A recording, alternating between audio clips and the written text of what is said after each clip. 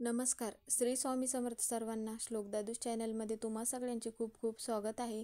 स्वामी तुम्हा सगळ्यांना कायम सुखी ठेवो ही स्वामीचरणी प्रार्थना करते आणि आजच्या व्हिडिओला सुरुवात करते. तर आजचा व्हिडिओ असा आहे की आज आहे बुधवार आणि आज आहे संकष्टी चतुर्थी. तर आपल्या मुलांसाठी प्रगती व्हावी किंवा मुलांच्या अभ्यासात प्रगती व्हावी किंवा नोकरीमध्ये यश मिळावे म्हणून मग आईने आपल्या मुलांसाठी 21 दुर्वांचा उपाय करायचा आहे. तर तो उपाय कसा करायचा आहे आणि मग कधी करायचं आहे ते आजच्या व्हिडिओमध्ये आपण बघणार आहोत. तर व्हिडिओ शेवटपर्यंत नक्की बघा. व्हिडिओ जर आवडला तर व्हिडिओला लाईक करा. चॅनलवर नवीन असाल तर चॅनलला सबस्क्राईब करा. संकष्टी चतुर्थीचा उपवास मग आईने आपल्या मुलांसाठी करतातच किंवा मुली वगैरे करतात. मुलं किंवा पुरुष मंडळी पण आजच्या दिवशी मग संकष्टी चतुर्थीचा उपवास करतात. संकष्टी आणि श्री गणेश चतुर्थी हा भगवान गणेशाला समर्पित एक महत्त्वाचा दिवस आहे, जो अडथळे दूर करण्यासाठी सगळ्यात जास्त महत्त्वाचा मानला जातो. तर मग या दिवशी आपण जर व्रत पाळताना ज्ञान, संपत्ती आणि सौभाग्याचा स्तोत्र असलेल्या प्रार्थना केल्याने काय होतं की आपल्या घरातील म्हणा आपल्या मुलांच्या अडचणी दूर होण्यास मदत होते आणि आपल्या घरामध्ये सुख समृद्धी वाढण्यास मदत होते. त्यामुळे मग बऱ्याच मुलांसाठी आई वगैरे उपाय वगैरे करते किंवा सेवा वगैरे करते आणि मग सगळ्यात महत्त्वाची गोष्ट म्हणजे की उपवास करते. तर मग तो उपवास मग दिवसभर उपवास करतात आणि मग संध्याकाळी गणपती बाप्पाची पूजा वगैरे मांडून मग गणपती बाप्पाला गोडाधोडाचं नैवेद्य बनवून मग तो उपवास सोडला जातो. तर मग त्याचप्रमाणे आजच्या दिवशी गणपती बाप्पांना ज्या सगळ्यात जास्त वस्तू प्रिय असतात त्या वस्तू पण आजच्या दिवशी गणपती बाप्पांना अर्पण केल्या जातात. तर मग या महिन्यातील म्हणजेच की डिसेंबर महिन्यातील ही शेवटची संकष्टी चतुर्थी आहे. पुढील महिन्यात जी येईल ती नवीन वर्षातील मग संकष्टी चतुर्थी येईल.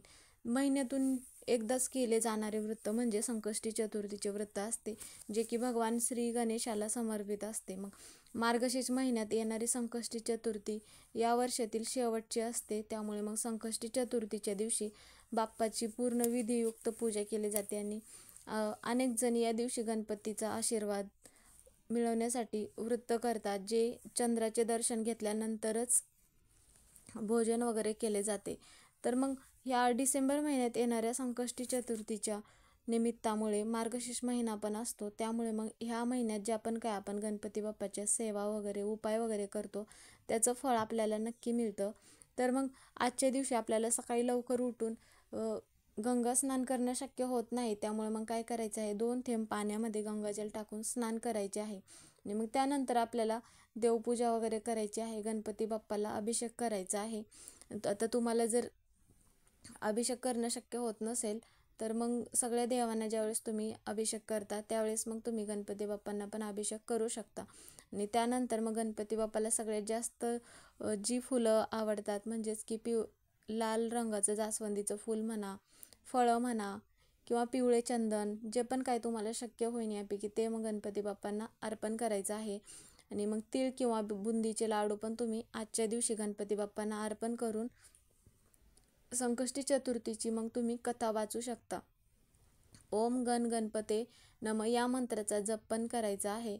आणि मग त्यानंतर संध्याकाळी काय करायचं आहे, गणपती बाप्पांची आरती करायची आहे. आणि मग आरती झाल्यानंतर गणपती बाप्पांना दुर्वा सगळ्यात जास्त प्रिय असतात. त्यामुळे मग आजच्या दिवशी गणपती बाप्पांना आपण आशीर्वाद मिळवून घेण्यासाठी म्हणून गणपती बाप्पांना विशेष दुर्वा अर्पण करायचे आहेत. तर त्या 21 दुर्वांचा काय उपाय करायचा आहे, तर मग आपल्याला 21 दुर्वांची जुडी आणायची आहे. आणि मग ज्यावेळेस तुम्ही पूजेपुढं बसणार असाल त्यावेळेस मग एक दिवा प्रज्वलित करायचा आहे, तुपाचा किंवा तिळाच्या तेलाचा. आता कोणतेही सेवा म्हणा उपाय म्हणा करत असताना त्या सेवेची किंवा उपायाची प्रचिती म्हणून दिवा प्रज्वलित करायचा आहे. दिवा प्रज्वलित करण्या अगोदर मग त्या अगोदर दिवा रिकामा न ठेवता त्याखाली थोड्याशा अखंड अक्षदा व्हायच्या आहेत. आणि मग पिवळ्या रंगाचं किंवा लाल रंगाचं फूल असेल तुमच्याकडे तर लाल रंगाचं फूल मग त्या दिव्याला व्हायचं आहे. आणि मग धूपदीप करून मग पूजा करायची आहे दिव्याची. त्यानंतर मग तुम्ही ज्या 21 दुर्वांच्या जुड्या आणल्या आहात तर ती 21 दुर्वांची जुडी मग गणपती बाप्पांना अर्पण करायची आहे. मग त्या अगोदर काय करायचं आहे, तुमची जी पण काही इच्छा असेल ती इच्छा मग गणपती बाप्पांना सांगायची आहे.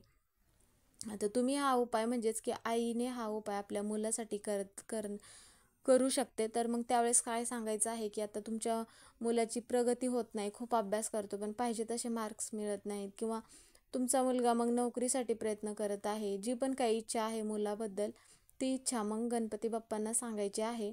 आणि मग त्यानंतर एक मंत्र म्हणायचा आहे, ओम गणपते नमः असा मंत्र म्हणायचा आहे, किंवा ओम गणपते नमः असा तुम्ही मंत्र पण म्हणू शकता. तर हा मंत्र 108 वेळा म्हणायचा आहे.